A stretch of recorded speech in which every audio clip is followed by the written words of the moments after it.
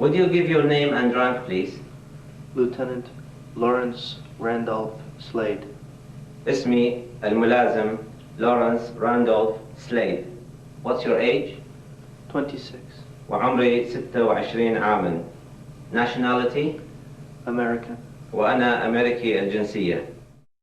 نعم، إنه الطيار الأمريكي لورنس سليد. حرب الخليج الثانية.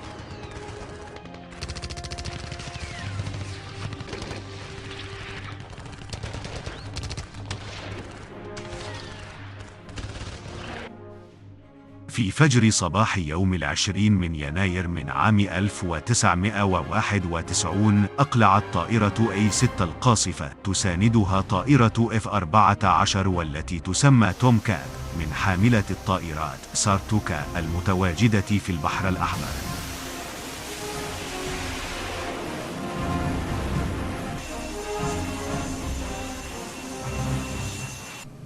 What's the kind of your plane?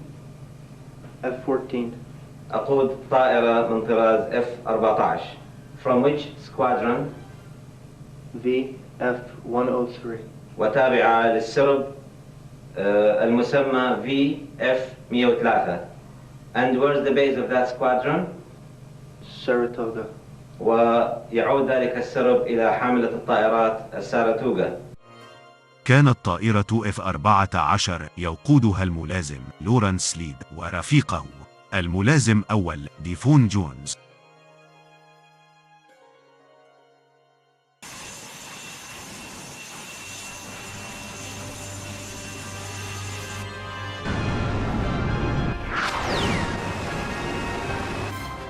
كانت المهمة أن تقوم القاصفة A6 بقصف قاعدة القادسية أو ما تسمى اليوم بقاعدة عين الأسد.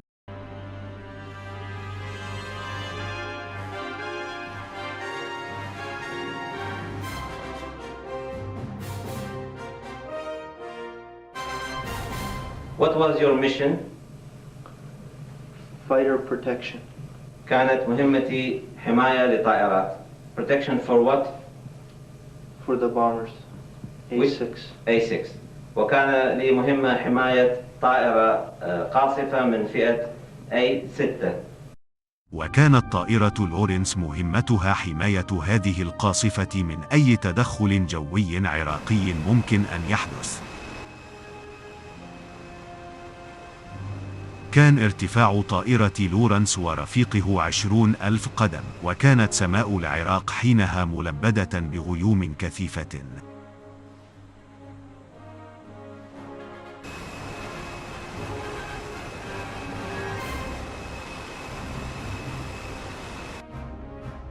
كانوا يدركون أن المهمة ليست بسهلة، خصوصاً إنهم يعلمون إنه اليوم الرابع للحرب، والعراق تمكن من إسقاط 13 طائرة من التحالف وقتها.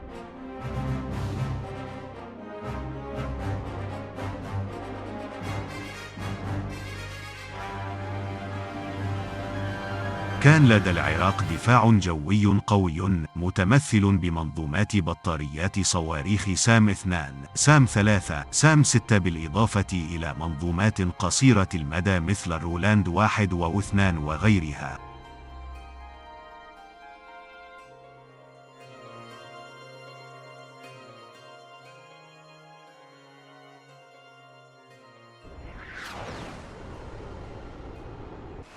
دخلوا الأجواء العراقية من الغرب متوجهين لهدفهم المتمثل بقاعدة القادسية الجوية والتي تعرف اليوم بعين الأسد. كان كل شيء لهم طبيعي.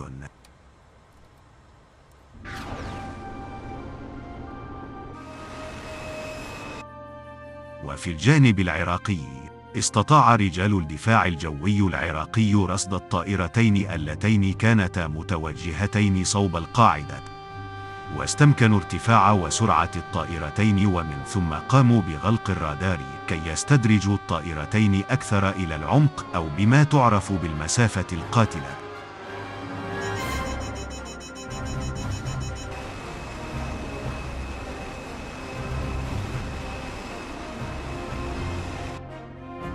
وبعد بضع دقائق أصبحت الطائرتين قريبة جدا من منظومة السامي 2 للدفاع الجوي العراقي، ويفتح العراقيين رادار البطارية، وبسرعة يكشف ضحيته طائرة توم كات F-14.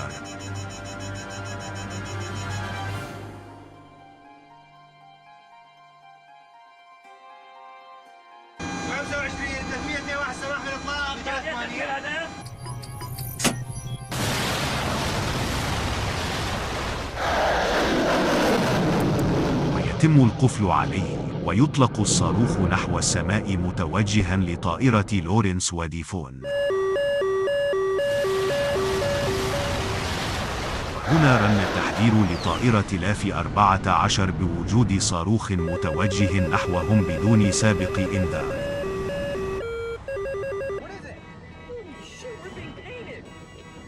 والمشكلة هنا عامل الوقت والاتجاه.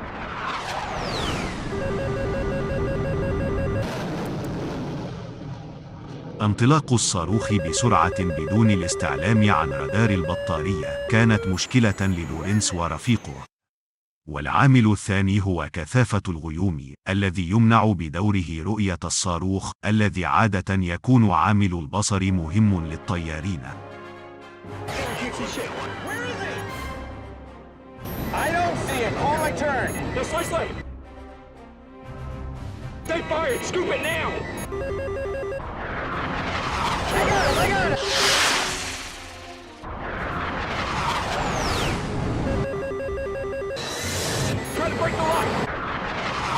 لحظات ويصيب الصاروخ سام 2 العراقي طائرة لورنس التي أصيب أحد محركاتها، وبدأت تهوي إلى الأرض، مما جعل لورنس ورفيقه أن يقذف بأنفسهم من الطائرة.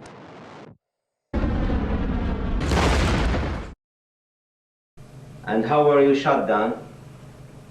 I don't know. لا أدري كيف تم إسقاطي. A flash of light, and the plane went out of control. حصل هناك وهج كبير جدا أمامي، لم أعد أستطيع السيطرة على الطائرة.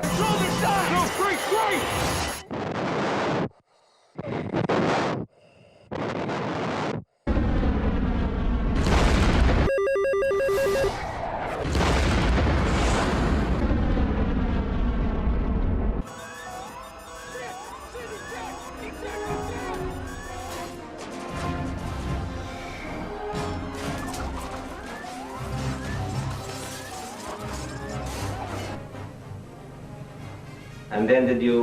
And then I ejected. You just ejected. Yes. ثم اضطررت إلى القفز بالمظلة.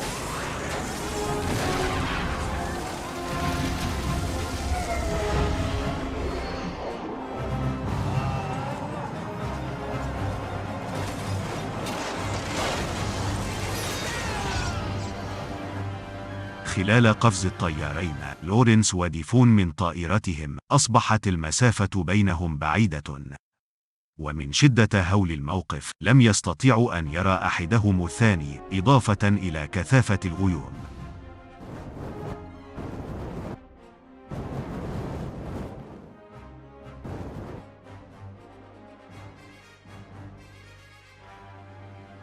هبط كل واحد منهم بمنطقة يصعب عليهم مشاهدة أحدهم للثاني لبعد مسافة الهبوط التي كانت بينهم. وعند هبوط لورنس بمظلته، بدأ بالركض وسط الصحراء ليختبئ بأي مكان عن أعين العراقيين. وبعد وقت قصير انتبه لورنس إنه أضاع جهاز الراديو الخاص به، والذي يمكنه من البقاء على قيد الحياة.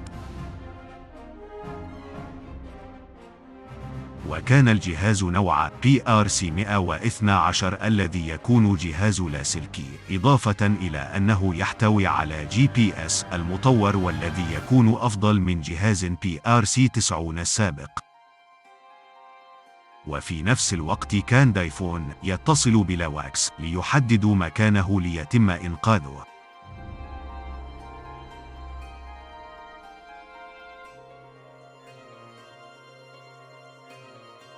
وفعلا أرسلوا له طائرة من منطقة عرعر القريبة بين الحدود العراقية السعودية نوع MH53 ترافقها طائرة A-10 كحماية لفريق الإنقاذ.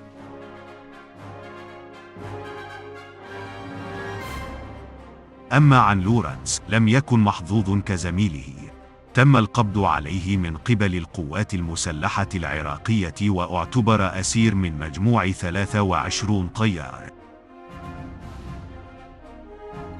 اعترفت أمريكا والتحالف الدولي بسقوط طائراتها بالعراق رغم التكتم الإعلامي على ذلك، والسبب أن العراق كان يعلن على تلفازه الأسرى الطيارين والحطام لطائرات التحالف.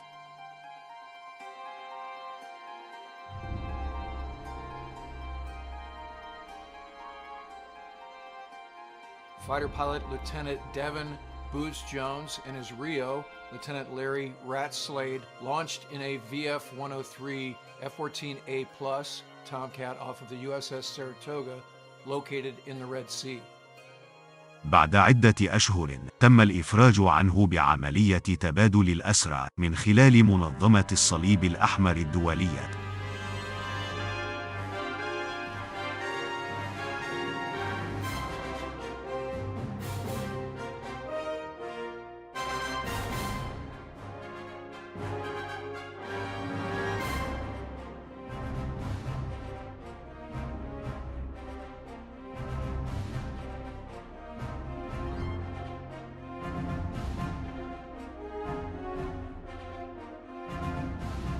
واليوم يكون التاريخ شاهد لبطولات رجال الدفاع الجوي العراقي، ليضاف نصر آخر لتاريخهم المشرف.